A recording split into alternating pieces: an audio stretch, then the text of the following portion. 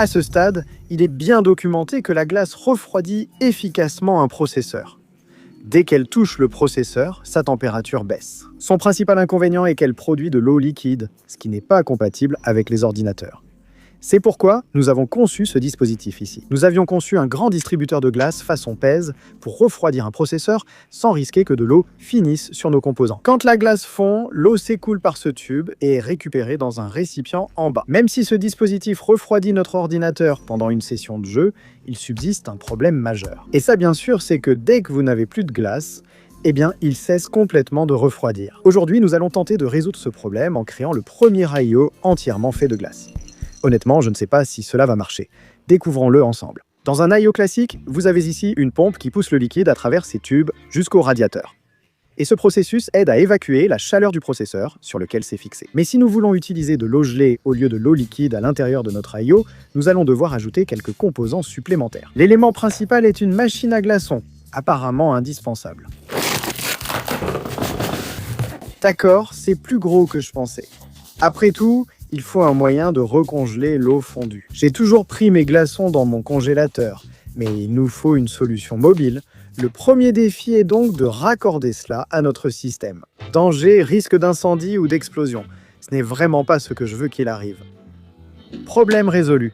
Il faut d'abord comprendre le fonctionnement de cette machine à glaçons. L'eau coule sur des tuyaux métalliques très froids et gèle autour.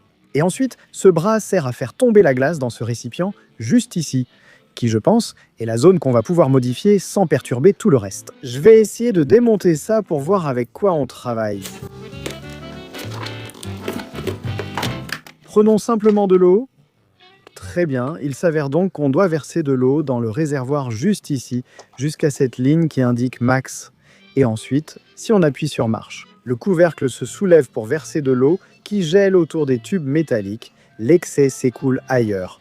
C'est instructif. Je viens d'entendre le système de refroidissement se mettre en marche, donc ça refroidit maintenant. Donc, il faut remettre ce panier pour récupérer la glace, et je pense que c'est justement cette pièce qu'on va devoir modifier pour l'adapter à notre installation. Oui, c'est vraiment froid.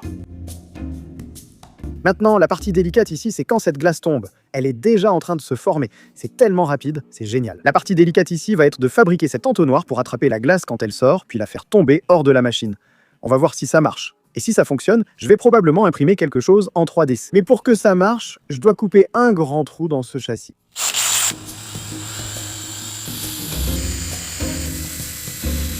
On voit qu'il y a un peu d'isolation, ce qui est logique. Je pense que c'est juste du polystyrène. J'espère que ce trou sera assez grand pour laisser passer la glace. Faisons un test rapide. Le trou n'est pas fini, voyons ce qui arrive à la glace. Elle tombe dans cette partie supérieure, j'espère qu'elle va être évacuée. Être évacuée, parfait, dans notre entonnoir. Il faut maintenant vérifier que ce trou est assez grand pour que la glace sorte bien de la machine. Placez la machine en haut pour faire tomber la glace dans le tube. Éteignons-la, je ne veux pas que l'entonnoir soit trop mouillé. Pourquoi est-ce que je fais tomber autant de glace ? Je crains que ce trou ne soit pas assez grand, parce que même s'il peut laisser passer un seul glaçon, j'ai l'impression que ça va boucher. Je peux déjà anticiper que ça va se boucher. D'accord, on a réussi à élargir un peu plus l'ouverture. J'ai toujours peur que ça se bouche. Donc je vais essayer de tirer ce morceau vers le bas autant que possible, juste pour réduire les risques que de la glace se coince. Très bien, pas mal. Maintenant, il faut aussi percer un trou dans cette pièce. On dirait que je peux simplement la couper avec des ciseaux. Parfait. Voilà, d'accord, super. Voyons voir comment ça fonctionne. Maintenant, petit problème. Quand je faisais ces trous, vous pouvez voir qu'un peu de ce plastique s'est ébréché un peu plus bas que ce que je voulais. Donc on verra à quel point ça pose problème quand tout va circuler à travers. Ça pourrait être un souci, je ne sais pas trop.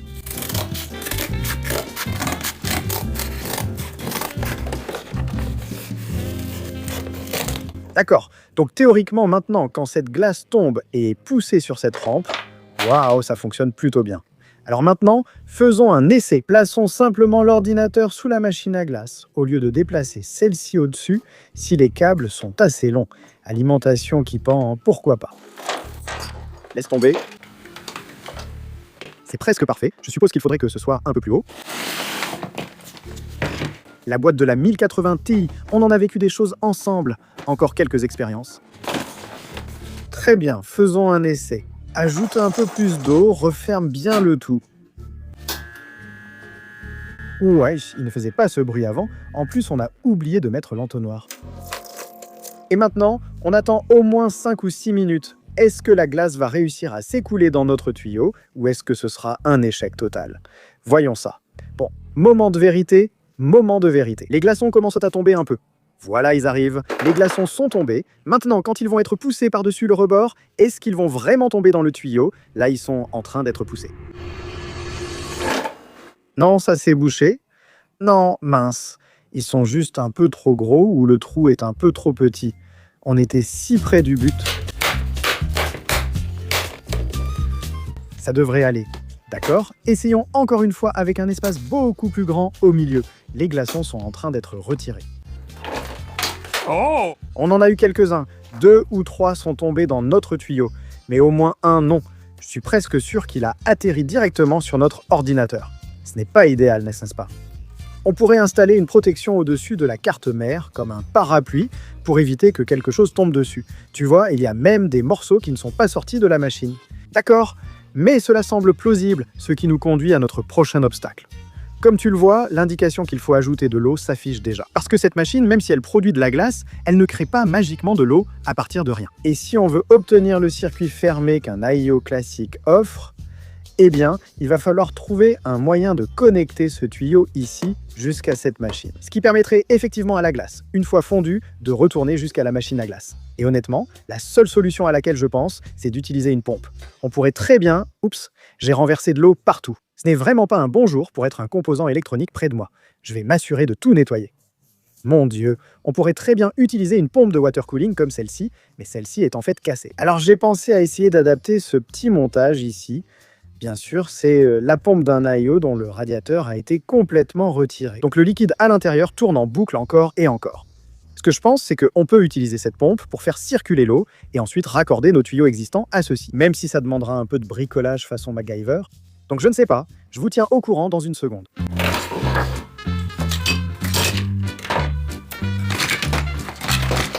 Non. Mon Dieu. C'est vraiment du système D. En effet, c'est très bricolé, mais j'espère que ça va marcher. En fait, je ne suis même pas sûr lequel est l'entrée et lequel est, genre, la sortie. Donc on va voir. Maintenant, la contrainte principale ici va être la distance sur laquelle cette pompe peut réellement faire circuler l'eau, parce qu'on lui en demande beaucoup. Je vais peut-être devoir réduire la hauteur de ce tuyau. Je devrais probablement le faire. Mais autant faire un essai avant de faire ça. Il y a tellement de choses qui peuvent mal tourner ici. C'est fou. Tant qu'on pense à brancher notre pompe sur la carte mère, elle devrait avoir assez de puissance pour simplement s'allumer normalement. Et voyons si on peut encore allumer notre PC. J'ai l'impression qu'il y a beaucoup d'eau qui est tombée dessus. Je suis presque sûr que l'eau est partie par là. Attends, dans quel sens ça circule? J'essaye de comprendre dans quel sens l'eau circule. Donc je vais simplement verser un peu d'eau ici. J'espère qu'on en a assez. Il faut que j'aille chercher plus d'eau. D'accord.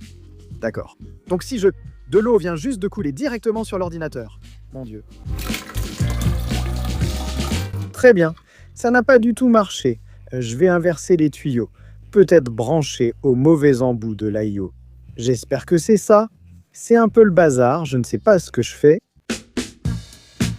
D'accord, j'ai réussi à inverser les tuyaux. Essayons à nouveau. Encore une fois, le but étant que cette pompe pousse l'eau dans ce tuyau jusqu'ici, ce qui est peut-être trop demandé à cette petite pompe. Ne faites pas attention à toute l'eau juste à côté de l'ordinateur. Ça devrait aller. Les fameuses dernières deux paroles. Oh! D'accord. Clairement, ça fuit. Ce n'est pas bon. Mais au moins, on avance dans la bonne direction. On va ajouter un peu d'eau pour vérifier. D'accord, ça fuit beaucoup. Ce n'est pas bon. Mais regarde. L'eau monte un peu plus haut, encore un peu plus haut. D'accord, peut-être que ça se stabilise ici. On a trouvé les bons côtés de la pompe pour au moins brancher. Il faut vraiment qu'on règle ce problème de fuite.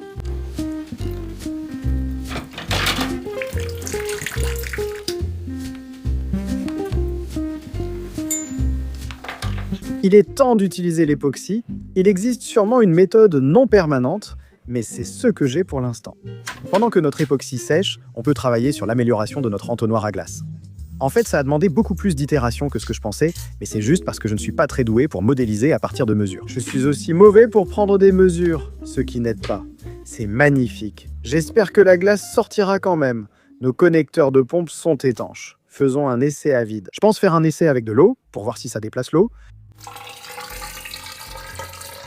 Eau versée, pompe branchée, PC allumé. Bonjour. Est-ce que j'ai vraiment besoin de plus d'eau? D'accord, ça coule. L'eau s'écoule activement de notre tube. Est-ce qu'elle la pousse par ici? Je veux dire, je l'entends couler. Mon Dieu, ça fonctionne vraiment. La pompe pompe de l'eau. Il a fallu un coup de pouce pour démarrer, ce qui est intéressant. Je ne sais pas ce que ça donnera, mais c'est encourageant. Nous avons aussi ajouté ici une sorte d'entonnoir imprimé en 3D dans la machine à glaçons. Idéalement, la glace tombe, est poussée vers le haut, descend par la fente et arrive ici pour se fixer sur ce tube. Mais maintenant, je pense qu'on doit déterminer quelle devrait être la hauteur idéale de cette IO à glace. Parce qu'en ce moment, je pense qu'elle est un peu trop haute. Dans notre expérience précédente, on a vu qu'en remplissant la glace jusqu'à cette ligne, elle refroidit l'ordinateur environ 30 minutes. Cette machine produit de la glace toutes les 6 à 10 minutes, donc je pense qu'elle n'a pas besoin d'être aussi haute. Même si je me base un peu sur des calculs approximatifs, qui pourraient très bien être faux. Mais allons-y, coupons un peu. Je propose de réduire la hauteur de moitié pour obtenir environ 15 minutes, ce qui devrait permettre à la machine à glace de suivre. Évitons de couper au-dessus de l'ordinateur pour éviter le bazar.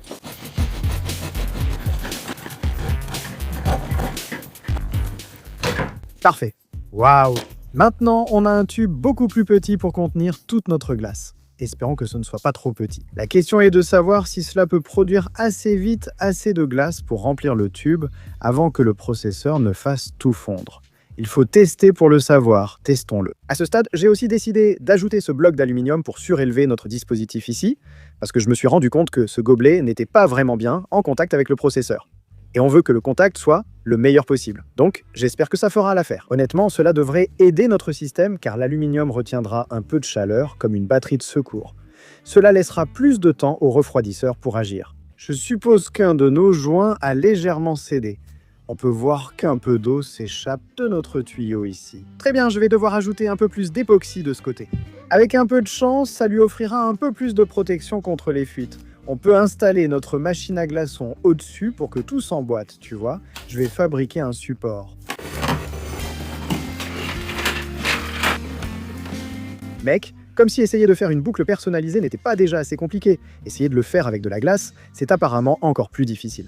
Je pense qu'il y a vraiment une chance que ça marche. Je viens de me mettre de l'époxy sur la main. Super, super, super, super. Notre machine à glaçons est à la hauteur idéale pour faire tomber la glace dans le tube, qui arrive dans le verre doseur, refroidit le bloc d'aluminium, puis le processeur. Quand la glace fond, l'eau peut s'écouler par le tube, aller dans la pompe et être poussée ici. Mais il faut qu'on règle ce détail parce que, en ce moment, le tube va dans cette bouteille de brisque. J'espère vraiment qu'on a la bonne hauteur pour ça. Je dois juste remettre ce tube dans la machine à glaçons. Je pense que c'est ça. Le bassin intérieur, actuellement rempli de débris, sert à puiser l'eau pour remplir la partie supérieure. Je suis un peu inquiet que la pompe doive pousser l'eau aussi haut, mais bon, je vais être un peu prudent et couper ici. Voilà, c'est tout. Je suis stressé à l'idée de tester ça, j'espère que ça va marcher. Il faut attendre que l'époxy sèche avant de tester, d'accord? Je n'ai aucune patience. Essayons. Je vais commencer par remplir ça entièrement de glace, juste pour lui donner, tu sais, des conditions idéales. La machine à glaçons n'aura pas besoin de fonctionner aussi vite, car elle ne démarre pas complètement de zéro. Je vais aussi remplir le réservoir avec autant d'eau que possible pour lui donner un peu plus de carburant, je suppose. Je dois quand même faire attention à ne pas trop remplir parce que j'ai probablement fait ce trou un peu plus bas que nécessaire. Bon, essayons ça. Est-ce qu'un IO entièrement rempli de glace peut vraiment refroidir le processeur? Je ne sais pas. Voyons ça. Très bien, on va commencer par l'allumer. Et donc maintenant, la partie supérieure devrait être en train de se remplir d'eau. Parfait. En même temps, on va allumer notre alimentation. Nous allons court-circuiter nos broches d'alimentation et espérer que ce montage marche. Oh, ça pompe vraiment de l'eau. Mon Dieu. L'ordinateur est allumé et fonctionne. Je ne peux pas dire à quel point ça fuit. On a une petite fuite. Mon impatience fait clairement qu'un peu d'eau continue de s'échapper d'un de ces tuyaux. Un autre défi auquel on pourrait être confronté, c'est que lorsque la pompe n'a pas assez d'eau, l'eau reste bloquée à mi-chemin dans le tuyau, ce qui est logique si elle n'a rien d'autre pour la pousser vers le haut. Je n'y ai pas vraiment pensé. Un IO classique fait toujours circuler de l'eau, mais celui-ci n'en aura assez que quand la glace aura suffisamment fondu. Incroyable, nous avons un signal. D'accord, chauffons le processeur pour qu'on puisse commencer à faire fondre toute cette glace avant qu'on ait des fuites partout. Non, je viens de réaliser que tous les ports USB sont bloqués par notre pompe. Non, je n'ai vraiment pas envie de la déplacer. Qu'est-ce qu'on fait? D'accord. Ils sont peut-être accessibles si on reste très délicat. D'accord, c'est une souris. Je pense qu'on est prêt. Allons lancer un test de charge sur ce processeur. La machine à glace fonctionne. On attend le premier lot. Dès que la pompe reçoit de l'eau, elle la pousse lentement vers le haut. L'ordinateur fonctionne. Lançons le test. Je souhaite aussi connaître la température actuelle du processeur. 19 degrés Celsius. C'est tellement bien. Mon Dieu, c'est une température vraiment fantastique. Mon Dieu. En ce moment, ça prouve que mettre de la glace sur le processeur le garde vraiment au frais, mais bien sûr, c'est sans aucune charge. Alors, augmentons la charge à 100% comme ça. Idéalement, la température devrait monter progressivement. Comme ça. Oh, d'accord. La pompe s'active aussi. Ça veut dire que la glace est déjà en train de fondre. Vous pouvez voir ici que l'utilisation du processeur est maintenant à 100% d'accord. Je suis tellement curieux. Je suis tellement nerveux. Honnêtement, si cette température atteint 80 ou 90 degrés, l'expérience aura échoué. Attends, que s'est-il passé? D'accord, les premières glaçons passent. J'espère que ça va marcher. Allez. Non, tout s'est coincé. Eh bien, en fait, un petit peu est passé. D'accord. On va peut-être devoir faire un petit ajustement ici. Honnêtement, je pense qu'une partie du problème en ce moment, c'est que le tube est tellement rempli de glace. Cette glace n'a nulle part où tomber. Donc je pense qu'on va juste devoir attendre que cette glace fonde pour que plus de glace puisse entrer. Notre machine à glaçons produit peut-être de la glace plus vite que ce PC ne la fait fondre. C'est fou, il y a aussi un petit goulot d'étranglement ici. Je me demande si ça va rester comme ça ou pas. Sinon, on devra peut-être penser notre petit entonnoir ici. Jusqu'à présent, ça marche vraiment bien quand même. Mon Dieu. Je vais laisser tourner 10 ou 20 minutes. Voyons ce qui se passe. Nouveau problème, je pense que ça bloque la sortie de la glace. On va réessayer. Non, je pense qu'on va devoir repenser notre entonnoir. À part ça, le reste du système fonctionne vraiment bien. Cette installation garde notre processeur au frais, même à 100% de charge autour de 50 degrés, ce qui est fou. Bon, essayons de concevoir ça une fois de plus. Je vais voir si on peut rendre ces bords aussi fins que possible. Peut-être que ça va marcher. Profitons du temps d'impression pour améliorer notre support de boîte. Par améliorer, j'entends juste recouvrir d'un peu de peinture pour que ce soit plus discret. Très bien. Et maintenant, avec à peu près la 700e version de notre entonnoir enfin imprimé. Bon, je pense qu'il est temps de tester ce truc pour de vrai. La dernière fois, la glace bouchait aussi ce goulot d'étranglement, car quand 8 glaçons sont produits, il se coince ici, juste là. Je pense avoir une solution potentielle qui consiste simplement à réduire la quantité de glaçons que ça peut produire. En entourant de rubans adhésifs pour éviter que la glace colle au métal, ça peut marcher, mais la quantité de glace produite diminuera, ce qui pourrait affecter le refroidissement de l'appareil. On va essayer ça en passant de 8 à 6. Et j'espère que ça réduira le nombre de points de blocage. Bon, avec notre machine à glaçons, je suppose modifier notre entonnoir bien fixé, notre tuyau prêt à récupérer la glace, et notre pompe prête à renvoyer l'eau vers la machine à glaçons. Je pense qu'il est temps de tester l'efficacité de notre IO 2 Glass pour refroidir l'ordinateur pendant qu'on joue. Cette fois, on va mettre seulement une poignée de glaçons, moins qu'avant. Et puis on va aussi démarrer notre machine à glaçons et on va ajouter un peu d'eau à l'intérieur pour commencer également. Donc maintenant, si on démarre notre machine, en théorie, on devrait voir l'eau monter, ce qui est le cas. Donc maintenant, la cuve se remplit. C'est fantastique. Mon Dieu, ça fonctionne vraiment. D'accord? Donc l'eau s'écoule de nos tubes. Maintenant, la glace est tout au fond. La machine à glaçons devrait fonctionner maintenant. Assurez-vous de couper en petits morceaux. Notre ordinateur démarre et maintenant l'eau remplit la cavité de la machine à glaçons, ce qui signifie que tout est en marche. Jouons à des jeux vidéo. Je me demande combien de temps cela gardera l'ordinateur au frais, puisque le but est que ce soit permanent. Si cela marche comme prévu, on pourra produire de la glace en continu pour refroidir notre processeur et renvoyer l'eau pour en fabriquer davantage. Évidemment, on va perdre un peu d'eau dans le processus. Peut-être? Non? Probablement. Actuellement, on est à 29 degrés Celsius jusqu'ici. Tout va bien. La glace fait son travail pour l'instant. Il y a de la glace dedans. Je ne sais pas pourquoi elle n'est pas allée plus loin, mais je pense qu'en fondant, elle descendra. Peut-être dois-je lubrifier cette rampe. Notre rampe n'est pas assez inclinée. Non. Bon, je pense qu'on doit augmenter l'angle de celle-ci. Je pense que le moyen le plus simple, c'est juste d'augmenter la hauteur de là où ça repose. Donc je vais juste ajouter un petit disque dur et le mettre en dessous. Même si la glace ne glisse pas jusqu'en bas, il faut peut-être la rendre plus glissante. Cela pourrait aussi poser problème. Tu sais quoi? Ajoutons un deuxième disque dur pour la surélever. Faisons en sorte que la glace tombe, forcément. C'est plus incliné maintenant, la glace devrait vraiment tomber. On croise les doigts. Mon Dieu, ça a vraiment marché. Toute cette glace est tombée directement dans notre tube. Ça a marché. Mon Dieu. Maintenant, l'eau s'écoule par le bas, remplit le réservoir et tout va recommencer sans cesse. Je n'arrive pas à croire que ça ait marché. Incroyable. Ça y est, on est lancé. Notre ordinateur est à seulement 33 degrés Celsius. Notre machine à glace fonctionne à fond. Notre pompe renvoie de la glace fondue vers la machine. Allons-y, lançons quelques jeux vidéo. Ce serait drôle de remplir un sondage matériel de Valve maintenant, non? On pourrait dire qu'on utilise le tout premier IO entièrement à glace. Mon Dieu, ça marche vraiment comme sur des roulettes. Mais testons-le vraiment. Je suis tellement content que ça ait marché. Mon Dieu. On va commencer simplement en jouant à Infinite Sweeper. C'est comme un jeu de démineur, bébé. C'est parti.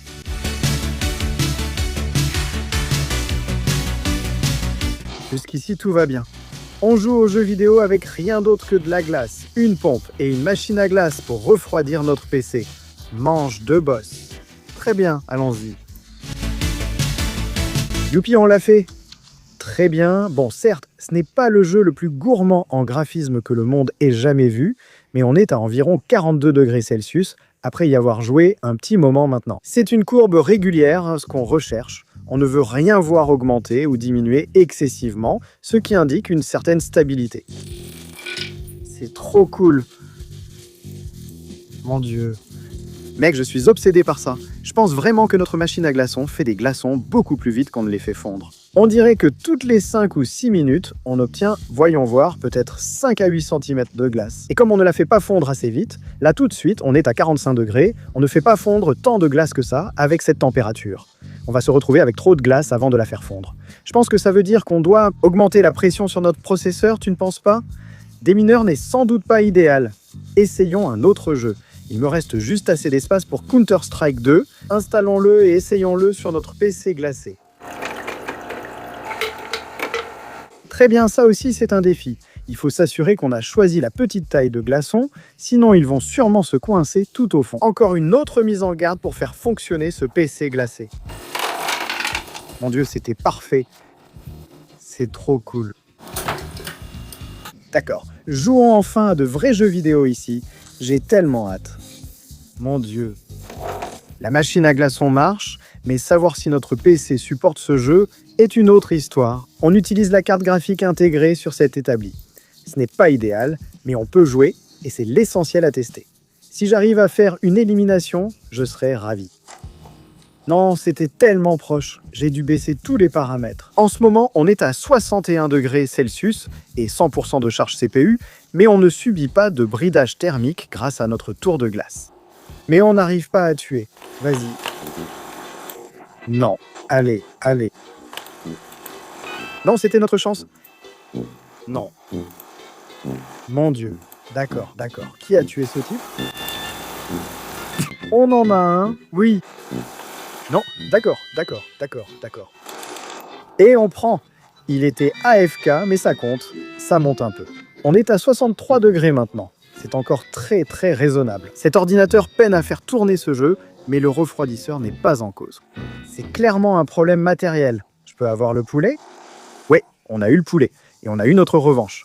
Très bien. Et tu sais quoi? Notre ordinateur a survécu à une partie entière de CS2 sur notre PC de test refroidi par de la glace. La température maximale qu'on a atteinte était de 66 degrés Celsius. Et pour faire tourner un jeu avec 100% de charge CPU, c'est vraiment pas mal. Bon, je vais clairement en refaire une autre. C'était sympa. Voyons si on peut améliorer notre classement. Il est temps de se concentrer.